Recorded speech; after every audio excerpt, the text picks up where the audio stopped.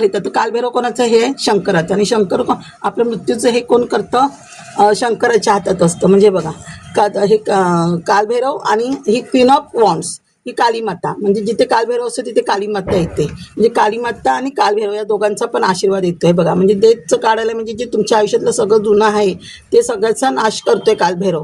Negative energy काय घरात तुमच्या वास्तुदोष आहे, पितृदोष आहे बघा, कालभैरव सगळं देत आले. म्हणजे सगळं चा नाश होतोय आणि सगळं रिबर्थ होते. आणि कालीमाता पण हे बघा कॅट आली, ब्लॅक कॅट, म्हणजे आपलं न्यू ट्रान्सफॉर्मेशन होते. आणि तुमच्या आयुष्यातून जे काही ना जुने ज्या लोकांनी तुम्हाला त्रास दिला त्या लोकांना कालीमाता आणि कालभैरव त्यांचं कर्मा रिटर्न्स होणार आहेत त्यांना, ज्यांनी काही तुम्हाला त्रास दिला ज्या लोकांनी. हे बघा कालीमाता आणि भैरव बाबा दोघांचं म्हणजे हे बघा. आणि नंतर द टॉवर्स म्हणजे जे तुमच्या आयुष्यात जे टॉवर आले होते ते आता टॉवर संपत आहे आणि न्यू बर्थ होते तुमच्या ह्याच्यामध्ये, न्यू युनियन होते तुमचं सगळं तुमच्या ह्याच्यात.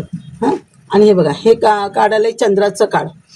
चंद्रामध्ये पण हा शंकराशी रिलेटेड आहे, म्हणजे चंद्राचं काढ येण्याचे 2 नंबर चंद्राचं काढ, कारण चंद्र कोणाच्या ह्याच्यावर शंकराच्याच ह्याच्यावर असतो ना.